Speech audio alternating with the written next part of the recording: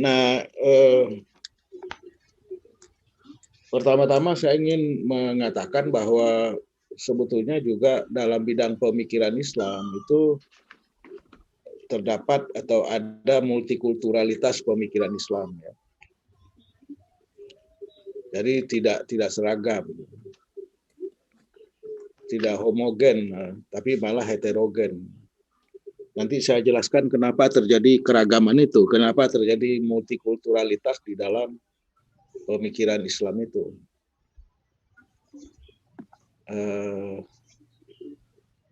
Dan ini sebetulnya bukan gejala yang unik. Jadi kalau kita sebut Islam itu ada multikulturalitas pemikiran, maka kemudian itu tidak berarti unik. Unik itu artinya hanya ada di dalam tradisi Islam, tradisi agama Islam. Setiap agama malah memiliki keragaman, memiliki multikulturalitas itu. Walaupun mungkin kadarnya berbeda-beda, tingkatnya itu berbeda-beda. Ada yang kadarnya mungkin ya, kalau Islam itu saya anggap ya moderat lah. Tidak, kadarnya itu kadar ya biasa-biasa lah. Tidak sampai sampai misalnya kemudian membuat Islam itu jadi pecah, enggak, ya. Tidak membuat Islam itu pecah. Kalau ada di dalam Islam ada Sunni, ada Syiah. Sunni dan Syiah itu bukanlah agama tersendiri, bukan agama yang berdiri sendiri-sendiri. Itu adalah kedua-duanya adalah Islam, ya. Itu jadi Sunni dan Syiah itu bukanlah agama yang terpisah baik doktrinnya maupun juga katakanlah doktrinnya juga tidak terlalu banyak berbeda gitu. Beda misalnya, dan juga mungkin apalagi ya, itulah terutama ya, beda misalnya kalau dibandingkan multikulturalitas di dalam bidang multikulturalitas di dalam agama Kristianitas, ya. Menyangkut doktrin, menyangkut kepemimpinan juga, ya. Terutama mengenai doktrin, mengenai kepemimpinan. Banyak sekali di Katolik itu ya, di Kristianitas itu agama-agama yang bahagian-bahagian ataupun pecahan-pecahan dari ajaran Kristianitas, pemikiran yang berbeda-beda yang kemudian menjadi gereja tersendiri, gereja yang terpisah-pisah, ya. Yang paling besar itu adalah Katolik, ya. Katolik ini kepemimpinannya sentralistik,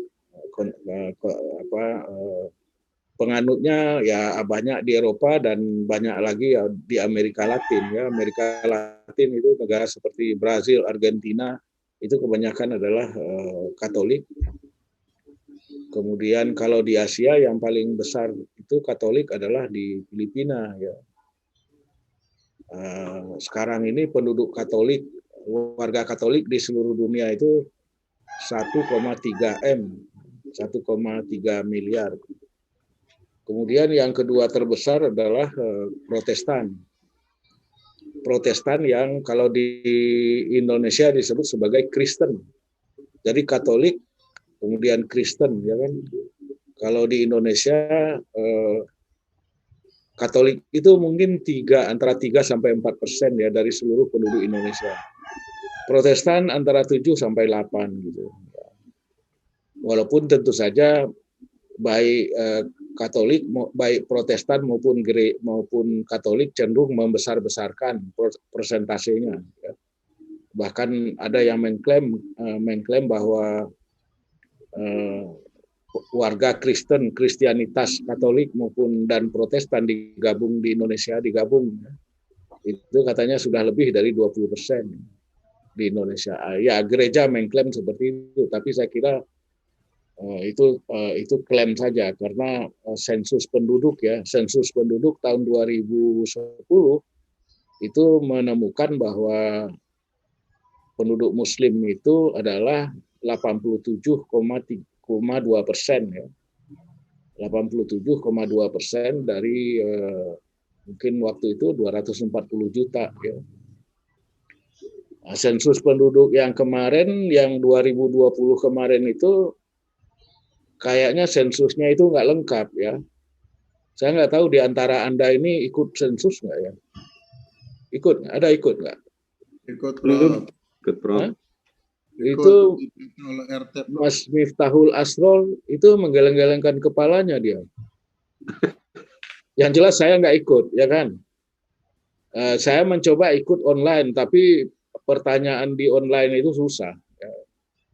Terlalu ribet gitu ya, terlalu ribet. Akhirnya udah saya tinggal aja. Jadi saya nggak ikut sensus sekeluarga itu, dan saya kira banyak yang nggak ikut sensus. Jadi validitas sensus itu ya yang tahun 2020 kemarin itu saya kira meragukan. Itu yang pertama. Yang kedua, ya karena juga pandemi corona kan, ya orang nggak ada petugasnya yang keliling-keliling gitu, nggak ada.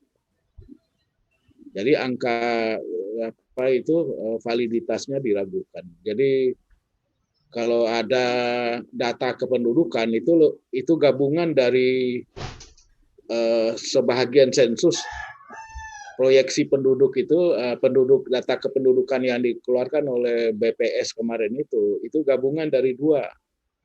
Yang pertama adalah sensus ya, sensus yang dilakukan terhadap sebahagian penduduk Indonesia, karena banyak yang tidak ikut juga.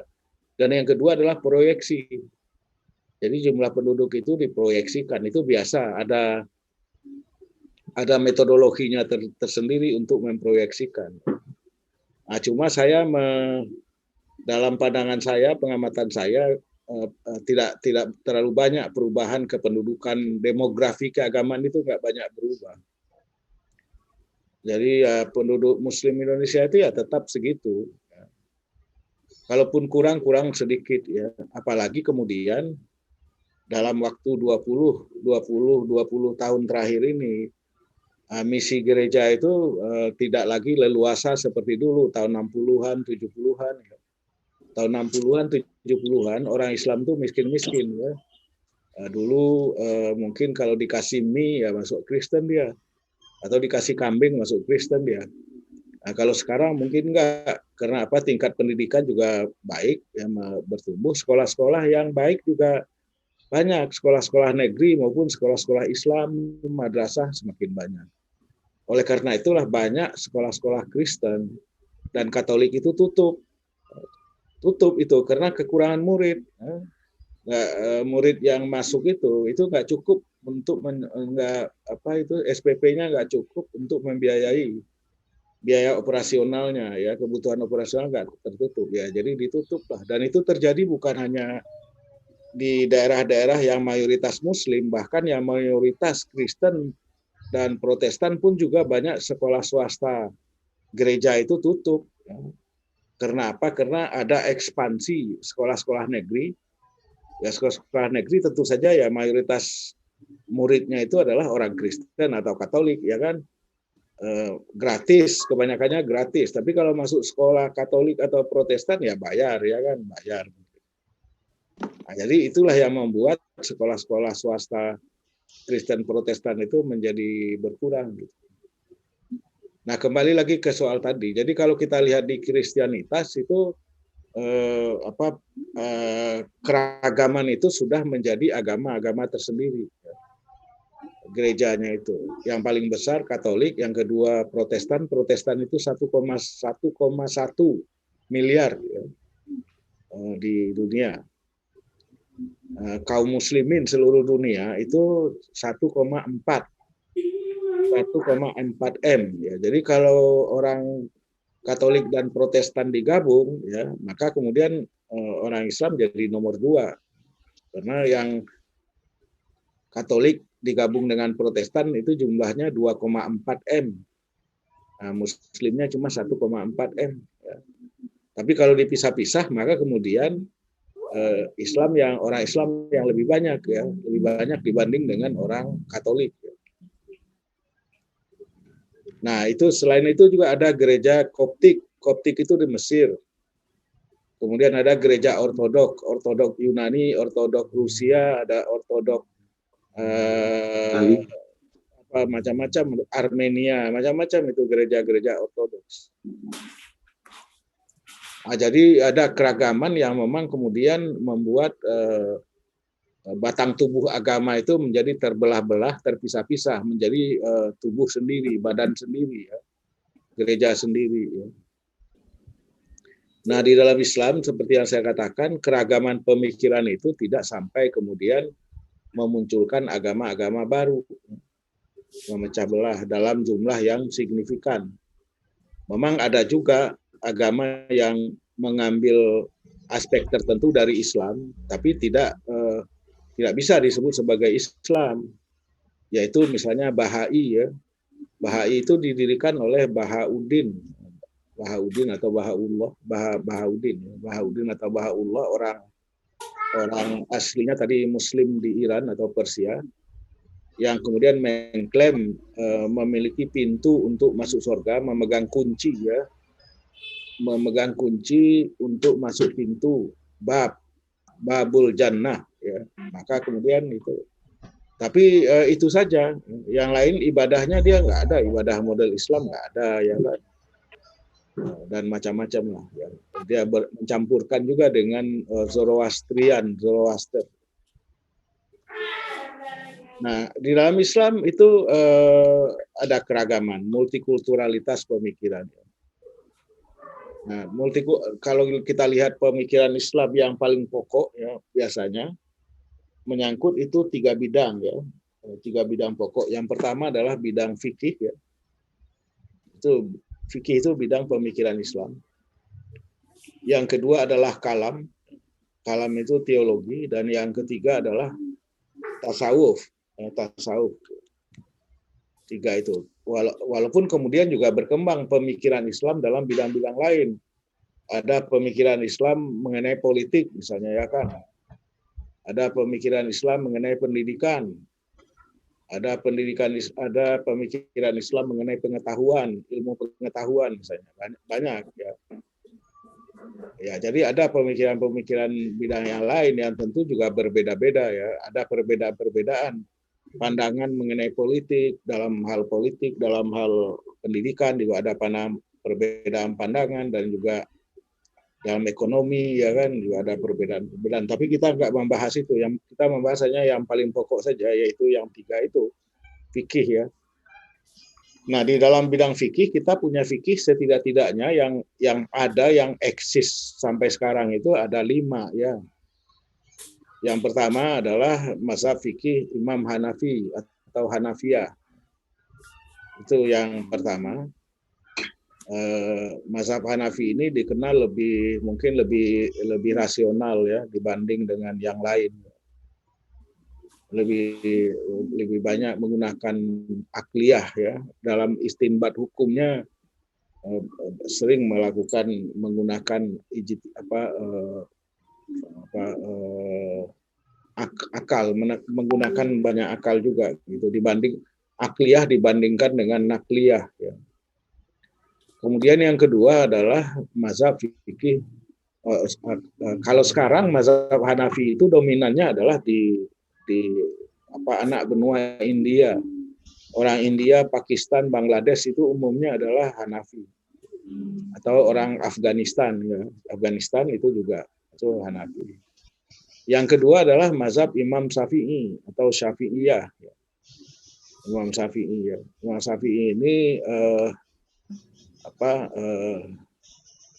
sedikit lebih ketat dibandingkan dengan Hanafi, sedikit lebih ketat dibandingkan Hanafi, berusaha menyeimbangkan di antara istinbat hukum, istilah hukum secara akliyah dengan nakliyah, ya. Nakliyah antara ayat dengan ijtihad akal pikiran. Nah, yang ketiga, mazhab Syafi'i ini, ya, paling dominan di Asia Tenggara. Di Asia Tenggara ini di Indonesia, Malaysia, ya kan, Brunei, Mesir, itu termasuk Syafi'iyah. Nah, yang ketiga adalah Maliki, Imam Malikiyah, ya, Maliki. Maliki ini lebih ketat daripada mazhab mazhab Syafi'i, lebih ketat. Dan mazhab Maliki ini terutama adanya itu di Afrika Utara, di negara Maghrib, di Maghribi. Maghribi itu terdiri dari negara seperti Maroko, Aljazair, Tunisia, dan Libya. Nah, yang terakhir, bukan yang terakhir, yang keempat adalah mazhab Hanbali. Ya, itu yang paling ketat, ya, cenderung literal, cenderung lebih harfiah. Mazhab Hanbali ini ya hanya dominannya hanya di Arab Saudi. Tidak banyak negara, tidak ada negara lain yang ikut mazhab Hanbali karena terlalu ketat. Nah, itu 4 dari pemikiran Islam dalam bidang fikih di mazhab di Sunni. Ya. Kemudian yang kelima adalah Ja'fari, fikih Ja'fari itu fikihnya Syiah, ya, Syiah 12, Isna Asariyah. Ya. Nah, itu fikih Ja'fari itu, dan dari Imam Ja'far yang lebih dekat kepada Hanafi, dia lebih akliyah, menekankan pada hal yang bersifat akliyah. Nah, kenapa sampai terjadi aliran ataupun pemikiran Islam yang berbeda, yang relatif berbeda? Cuma perbedaan itu mungkin harus saya tegaskan lebih dahulu adalah terutama ya pada hal-hal yang bersifat furu'iyah, ya, bersifat furu'iyah, atau dianggap atau termasuk bukan hal yang prinsipil di dalam ibadah atau dalam hal yang lain, ya. Bukan hal yang bisa membatalkan ibadah. Misalnya soal misalnya kalau orang Maliki itu dan Hanafi tangannya dilepas kalau lagi sholat itu. Kalau orang Syafi'i tangannya di atas pusar misalnya, ya kan. Kemudian juga ada beda, misalnya kalau Hanafi kalau kita bersentuhan dengan laki-laki atau perempuan bersentuhan dengan orang yang bukan muhrim dalam keadaan yang sulit gitu, seperti kita pergi haji atau umroh, itu tidak perlu diulangi wudunya. Karena apa? Karena bersentuhan di situ, kalau cuma bersentuhan sekedar bersentuhan, bukan didorong, tidak ada dorongan hawa nafsu gitu ya, membangkitkan hawa nafsu, ya nggak batal wudunya, jadi bisa terus sholat gitu di Masjidil Haram atau di Masjid Nabawi. Nah, kalau mazhab Syafi'i ya harus wudu lagi, karena pengertiannya itu adalah bahwa bersentuhan dengan muhrim itu termasuk ya bersentuhan biasa saja, maksudnya walaupun tanpa ada tapi tetap saja harus wudu lagi. Jadi yang kayak begitu itulah yang furu'iyah, termasuk ya di kalangan Sunni sendiri juga, misalnya antara sholat subuh pakai kunut dengan tidak pakai kunut misalnya kan. Nah, misalnya antara yang pakai wirid dan tidak pakai wirid habis selesai salam kiri kanan misalnya kan, kanan kiri ya. Nah, itu kan kalau di lingkungan Nahdiyin ya harus wirid, ya kan, pakai wirid dipimpin oleh imam. Kalau Muhammadiyah nggak ada wirid, wirid sendiri-sendiri aja, berdoa sendiri-sendiri aja, ya kan. Ya itu hal-hal yang bersifat furu'iyah ya. Nah, kenapa terjadi perbedaan ya di antara para imam mazhab itu? Nah, sederhananya padahal rujukan aslinya itu kan, kalau Al-Qur'annya kan satu, tidak ada perbedaan di antara para sahabat, di antara fuqaha itu mengenai Al-Qur'an, nggak ada. Walaupun mungkin ada perbedaan pada ayat-ayat yang zaniut dilalah, yang dilalahnya itu mungkin bisa bermakna ganda, bisa artinya itu tidak satu. Misalnya dalam soal perempuan suci misalnya ya, salah satu kuru itu bisa berarti bisa berbeda, urutan waktunya jadi berbeda ya kan, tergantung dari mana mulai menghitungnya misalnya. Yang kayak begitu itu Jadi ada memang dalam Al-Quran itu ayat-ayat yang sering juga dikatakan orang bukan ya zaniud dilalah ataupun ghairu muhkamat hukumnya itu tidak qat'i ya kan, tidak qat'iyud dilalah. Nah itu kemudian bisa menimbulkan perbedaan dan itu ya. Jadi Al-Qur'annya satu tapi kemudian ketika berusaha dijelaskan karena kaum muslimin itu nggak bisa beribadah hanya dengan memegangi ayat-ayat Al-Quran saja. Misalnya perintah mengenai sholat, mengenai apa itu puasa, bayar zakat dan macam-macam itu harus ada juklaknya, ada juklak dan juknisnya, petunjuk pelaksanaan dan petunjuk teknis. Ya, itu kan biasa kalau kita di kantor, di lembaga atau di kementerian atau lembaga pemerintahan atau di perusahaan yang lain, itu ada yang namanya juklak dan juknis. Kalau protap mungkin protap itu prosedur tetap itu mungkin lebih umum ya, tapi kalau juknis itu harus lebih teknis.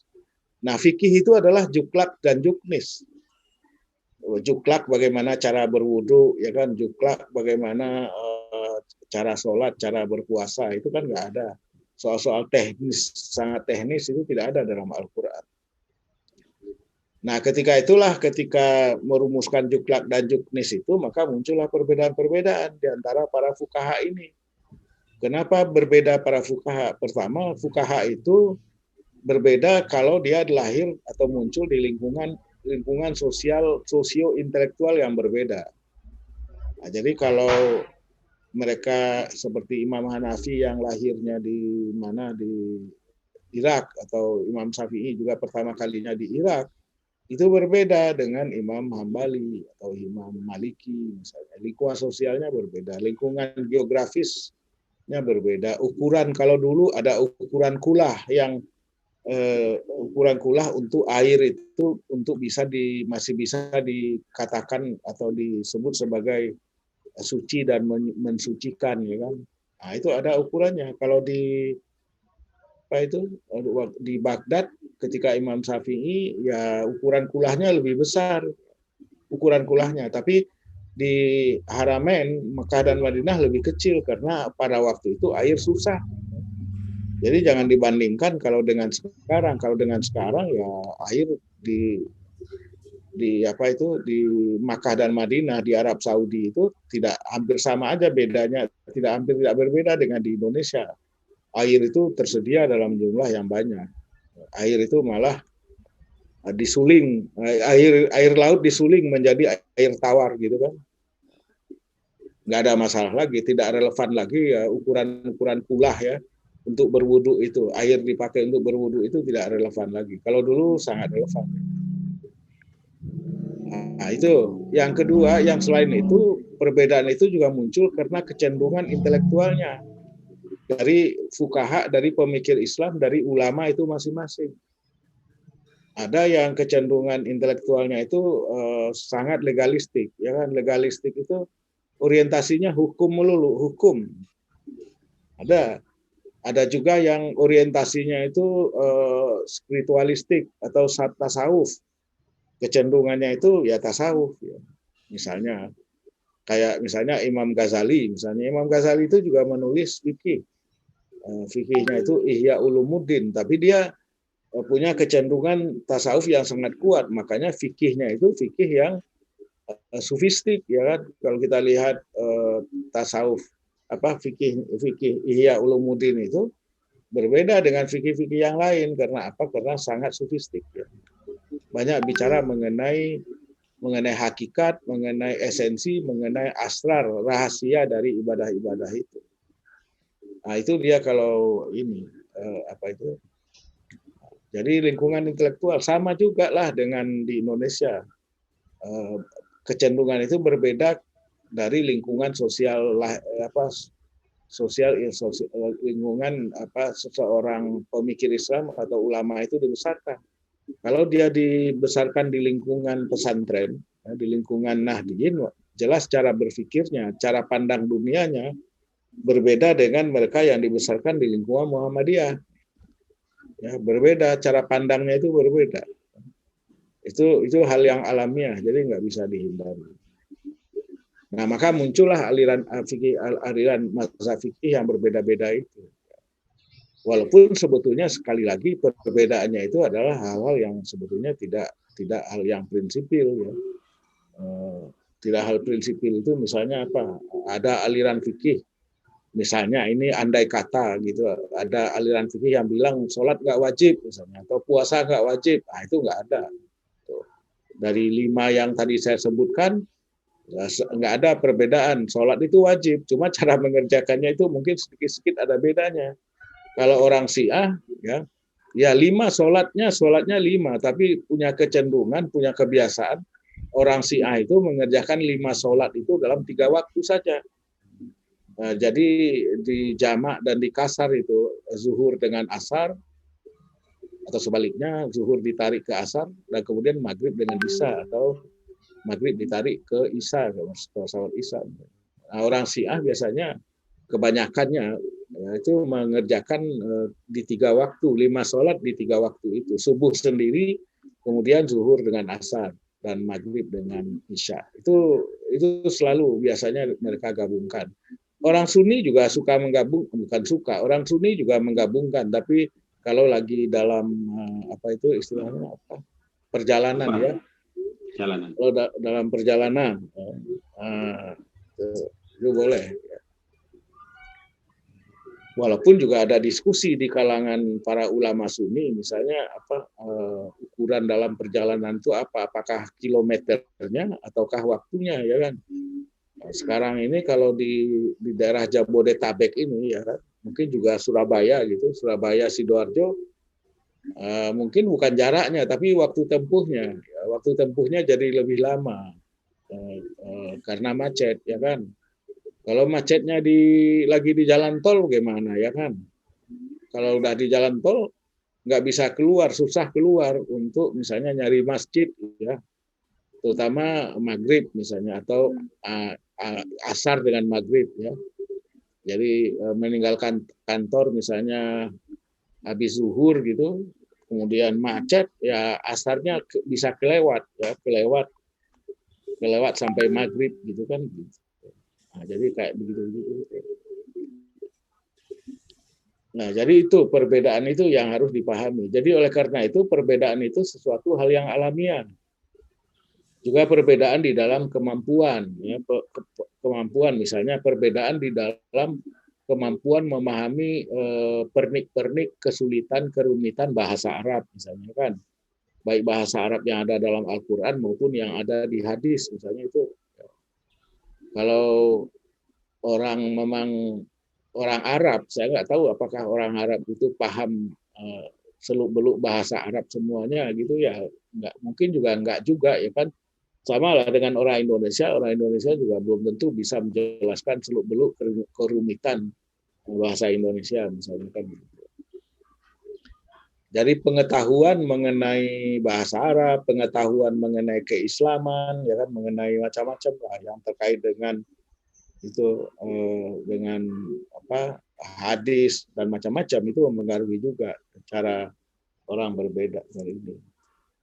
Nah, fikih itu terjadi perbedaan juga karena ini memang kebutuhan, ya. Jadi fikih itu saya kira kebutuhan yang mendesak, ya, yang ditemukan ketika Islam itu berkembang, ya, ke berbagai wilayah. Apalagi kemudian Rasulullah meninggal, banyak masalah yang hal-hal yang belum ada jawabnya, jadi harus dirumuskan oleh para ulama. Jawabannya, ketentuannya, juklak juknisnya. Nah, itu. Jadi fikih itu muncul karena kebutuhan sosiologis keagamaan yang ada. Jadi nggak bisa dielakkan. Kebutuhan yang aktual, ya, yang mendorong munculnya fikih. Beda dengan kalam yang kedua, pemikiran Islam menyangkut kalam. Kalam itu muncul pertama kali karena pertikaian, konflik politik, ya, konflik terkait politik. Itu munculnya kalam itu. Teologi munculnya itu, ya, munculnya itu yaitu ketika terjadi perang Siffin. Perang Siffin antara Ali bin Abi Thalib dengan Muawiyah bin Abi Sufyan.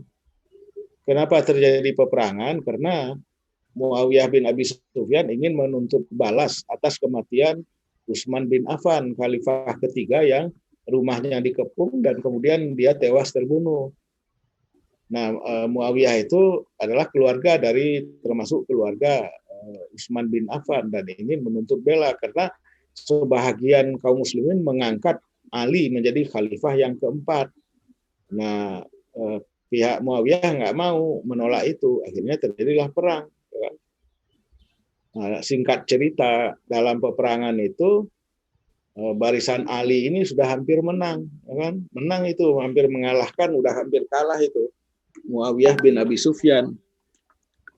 Nah, tapi kemudian Muawiyah bin Abi Sufyan ini kan terkenal sebagai orang yang licik gitu ya. Dia minta berdamai dengan mengangkat Al-Qur'an, tahkim bil Qur'an ya kan, atau tahkim bil mushaf ya. Ali menerima itu, permintaan damai itu. Bagus, saya kira bagus ya. Kalau ada orang minta damai masa sih ya. Nah, cuma kan kemudian sebagian pengikut Ali nggak mau menerima itu. Mereka keluar dari barisan Ali. Nah, itulah dia Khawarij. Ya, jadi perang Siffin itu meninggalkan bayang-bayangnya sampai sekarang ini. Sampai masa kita ini masih. Apa itu? Yang pertama itu tadi adanya Khawarij. Khawarij itu bilang bahwa orang yang menerima perdamaian tadi itu sudah berdosa besar. Sudah berdosa besar, dan karena berdosa besar maka kemudian halal darahnya, kan begitu. Berdosa besar, kalau berdosa besar ya masuk neraka gitu, kira-kira teologinya kayak begitu itu. Nah, ini kan ditolak oleh kelompok teologi yang lain, yaitu kalau yang Khawarij itu kan literal, harfiah ya kan. Prinsipnya itu, dasarnya itu harus berhukum dengan hukum Allah. Wa man lam yahkum bima anzalallah faulaika humul kafirun. Jadi kalau nggak berhukum dengan hukum Allah, kafir. Maka kemudian doktrin Khawarij itu sejak dari dulu sampai sekarang cuma 3. Yang pertama adalah takfir, mengkafirkan orang Islam lain yang menurut mereka tidak berhukum dengan hukum Allah. Termasuk kita-kita ini ya kan, tidak berhukum dengan hukum Allah, atau pemerintah misalnya. Itu disebut kafir, takfir. Yang kedua hijrah. Hijrah itu memisahkan diri dari kaum muslimin mainstream, dari arus utama Islam. Dia keluar dari situ. Ya. Bisa saja dia masih tinggal di lingkungan masyarakat kita, misalnya masih ya, tapi dia nggak mau berinteraksi misalnya. Nggak mau misalnya sholat berimam, bermakmum, nggak mau misalnya. Itu udah termasuk hijrah, pengertian hijrah.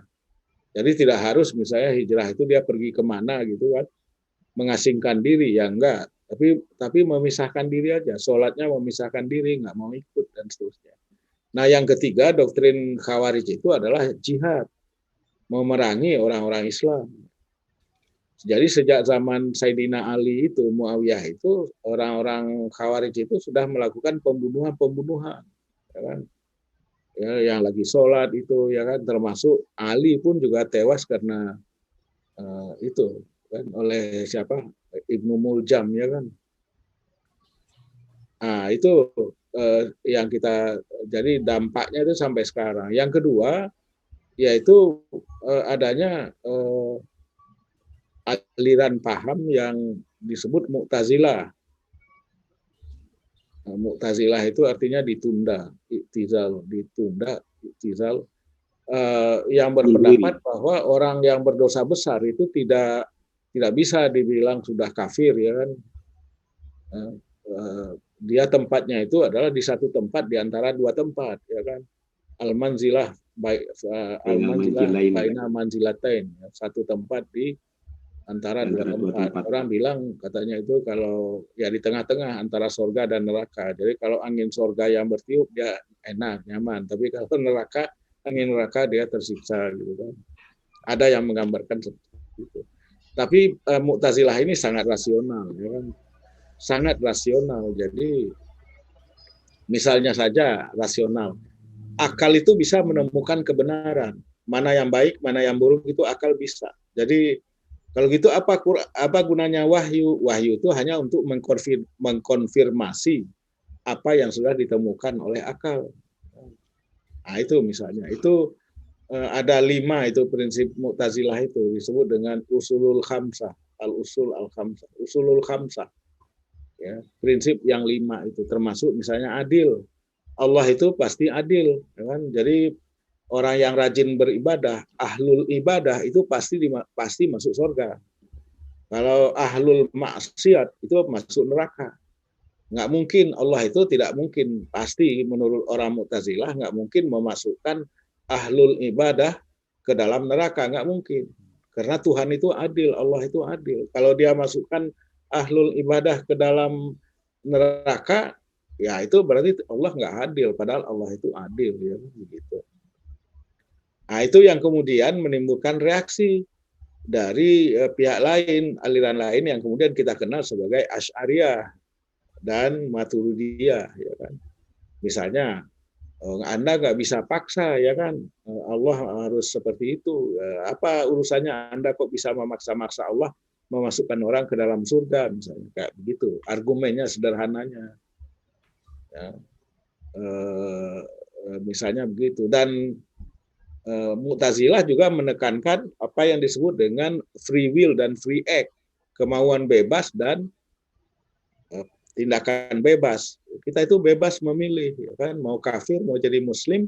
Kata orang Mu'tazilah, menurut kalam Mu'tazilah bisa.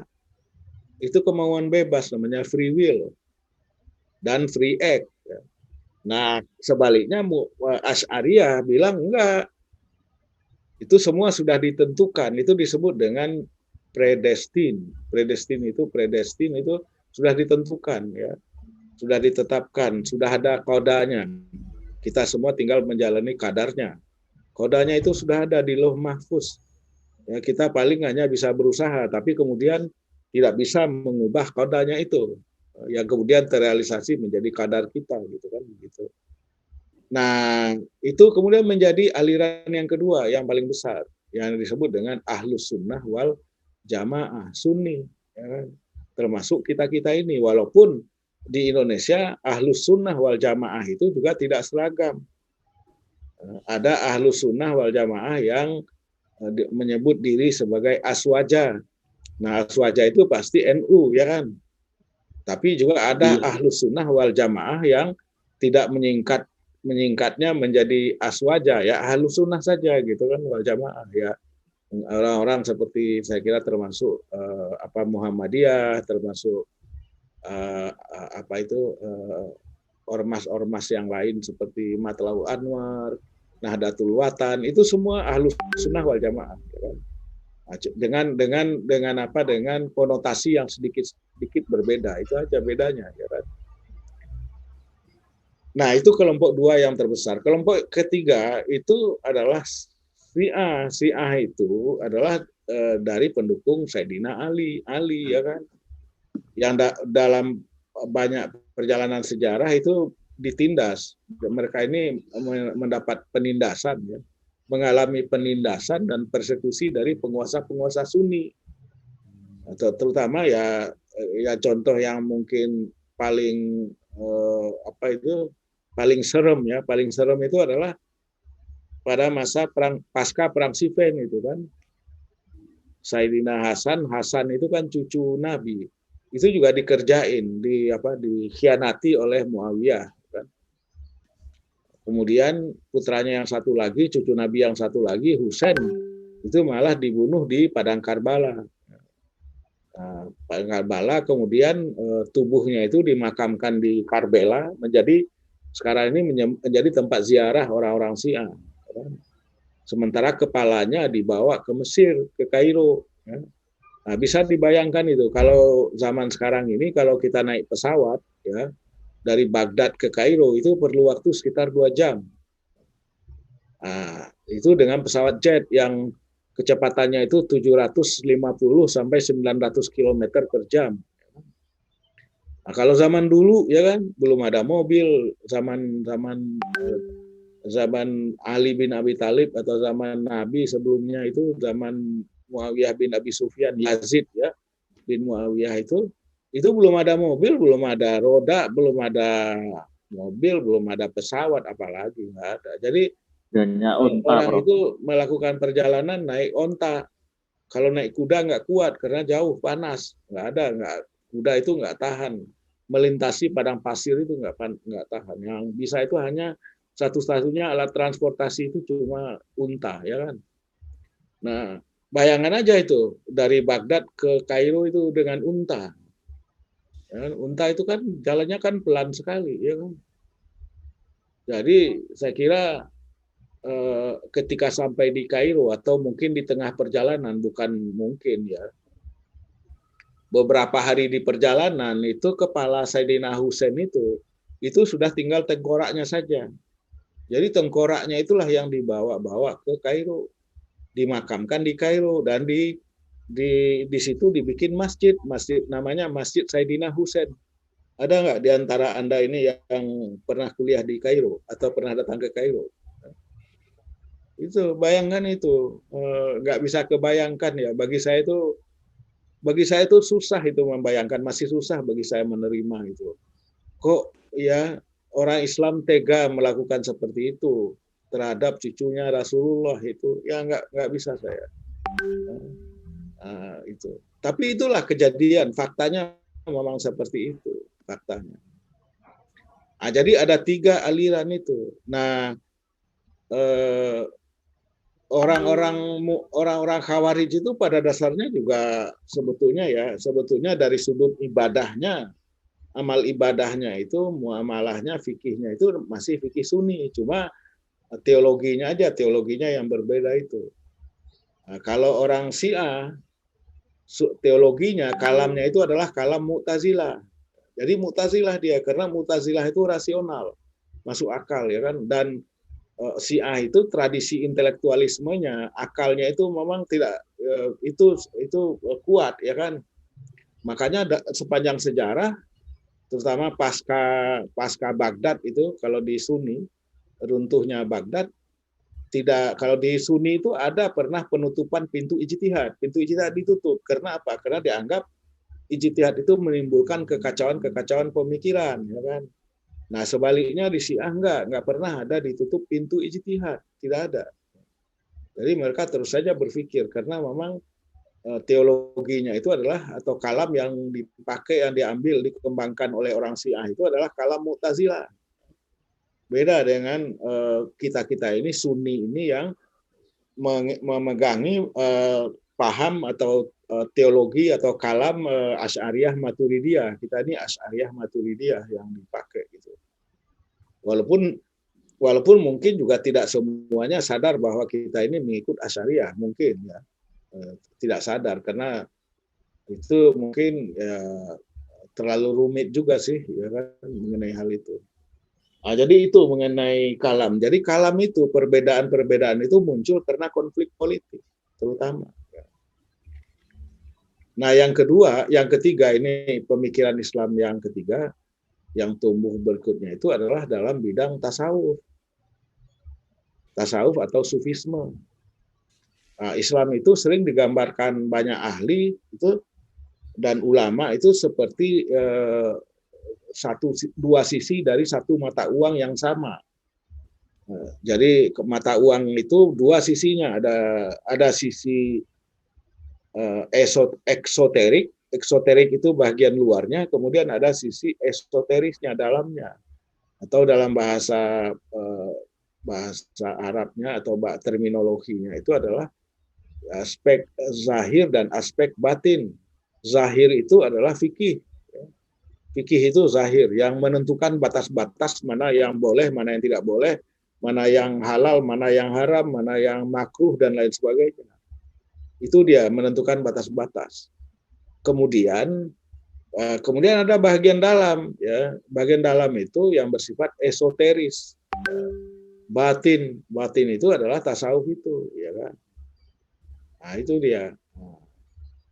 Kenapa tasawuf itu muncul, ya? tasawuf itu kalau dilihat waktu itu belum ada istilah tasawuf. Istilah tasawuf muncul belakangan. Tapi pertama kalinya itu muncul dalam bentuk zuhud. Ya, zuhud. Nah, zuhud itu kenapa mulai muncul? Itu contoh tipikalnya, prototipenya, pola dasarnya itu adalah sahabat Abu Zar Al-Ghifari. Nah, sahabat Abu Zar Al-Ghifari ini kecewa berat ya kan melihat para sahabat itu berkelahi ya kan, berkelahi rebutan kekuasaan. Dia kecewa. Kok ini orientasinya ini sekali ya kan. Orientasinya kok kekuasaan gitu. Akhirnya dia kecewa dan kemudian menenggelamkan dirinya di dalam zuhud ya. Zuhud itu meninggalkan kehidupan keduniaan. Dalam pengertian Abu Zar Al-Ghifari itu zuhud itu meninggalkan kehidupan keduniaan. Itu dia. Karena kecewa ya.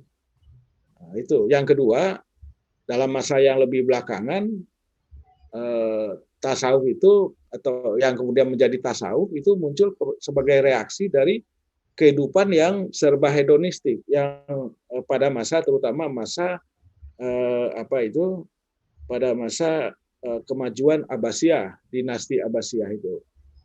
Ya, yang ya kita tahulah pada masa dinasti Abbasiyah pada abad 10-11 itu terjadi kemajuan ilmu pengetahuan ya kan.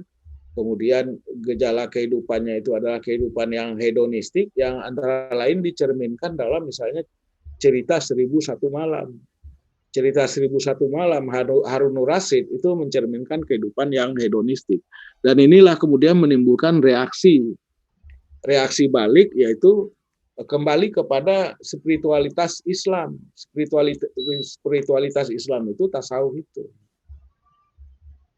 Nah, dalam perjalanannya, maka tasawuf itu semula ditolak oleh banyak muhaddisun dan fukaha. Ya. Jadi nggak diterima. Kenapa nggak diterima? Karena ada kecenderungan tasawuf itu, pertama karena tasawuf itu menjadi eksesif. Seperti Abu Zar Al-Ghifari itu. Melanggar dari sunnah Nabi. Sunnah Nabi dilanggar. Jadi dia hanya kerjanya cuma zikir aja, meninggalkan kewajibannya untuk terhadap keluarga, terhadap umat, ya kan? Nah, itu jadi eksesif, berlebih-lebihan. Itu yang di dalam istilah kajian tasawuf atau sufisme disebut sebagai tasawuf yang antinomian. Sufisme yang antinomian. Antinomian itu artinya yang berlebih-lebihan, melanggar sunnah Nabi, ya kan? Kehidupan keduniaan di mana kaum muslimin juga harus terlibat memelihara keluarga ya kan dan lain sebagainya. Jadi nggak cocok itu, termasuk juga sikap dari Rabi'ah Al-Adawiyah belakangan ya, yang dia nggak mau nikah karena dia bilang dia nggak ada tidak ada tempat bagi laki-laki di dalam hatinya ya kan. Jadi itu dianggap juga menyalahi sunnah Nabi karena Nabi sendiri kan juga menikah berkeluarga. Nah, jadi itu. Kedua, tasawuf itu ditentang karena pada sisi yang lain tasawuf itu bersifat filosofis, ya. Jadi bersifat falsafi, ya, yang banyak berteori atau berspekulasi mengenai persatuan antara makhluk ya dengan Allah, antara makhluk ya dengan Allah. Misalnya teori-teori mengenai ittihad, Abu Yazid Al-Bistami atau hulul, siapa itu? Hulul atau wahdatul wujud dari Ibnu Arabi ya kan. Al-Halaj itu tadi. Al-Halaj itu hulul, kemudian Ibnu Arabi itu mengenai wahdatul wujud. Nah, itu banyak ya spekulasi mengenai Allah, mengenai bagaimana manusia dalam hal ini muslim atau mutasawif, orang sufi itu bisa bersatu dengan Tuhan. Nah, ini menimbulkan itu masalah. Makanya kemudian ditentang. Nah, tapi kemudian tasawuf itu berhasil dirangkul kembali oleh Imam Al-Ghazali. Jadi jasa besar dari Imam Al-Ghazali itu ya sebagai